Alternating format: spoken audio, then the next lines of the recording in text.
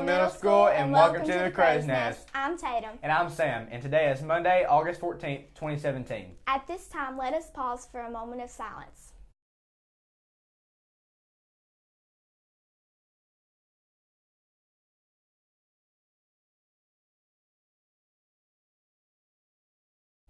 Please stand for the Pledge of Allegiance. Attention, salute, pledge.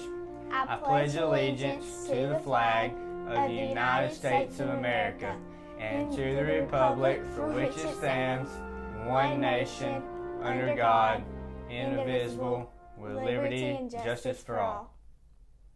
Our message for today is about learning to keep your cool.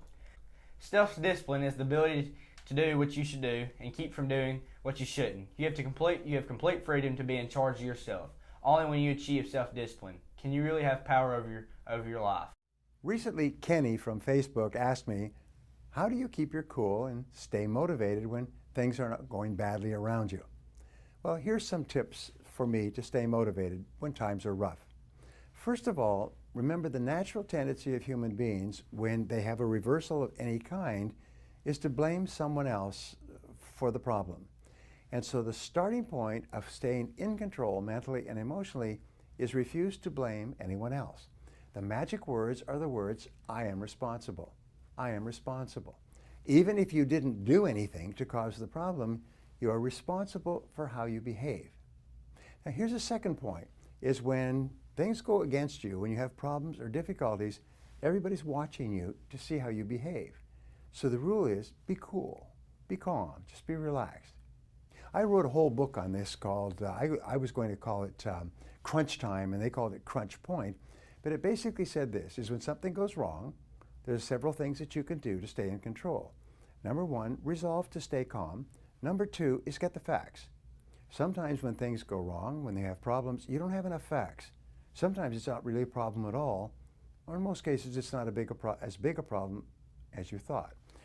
And the way you do that is by asking questions. Ask questions, say, what exactly happened here? Who did what? When did it happen? How did it happen? And then, how do we know that it happened? Another way to deal with problems is to write it down and say, what exactly is the problem that I'm concerned about? We find that if you can use your brain to write down the problem on paper, in most cases it begins to solve itself. Once you've written it down, you say, all right, what are all the possible solutions to this problem? What could we do now to minimize the damage? What could we do now to take advantage of the situation? Is it really a problem? Sometimes when you have a reversal, it's nature's way of telling you, don't go in this direction. 80% of products that are introduced by the smartest marketers in the world fail every year. And what they do is they learn, if this didn't work, maybe something else will. And by trying something different, often they develop a product or service or strategy that makes them a great success. And communicate with others. Tell everybody else what is going on. The very act of communicating with other people keeps you calm and more thoughtful. Finally, make a decision.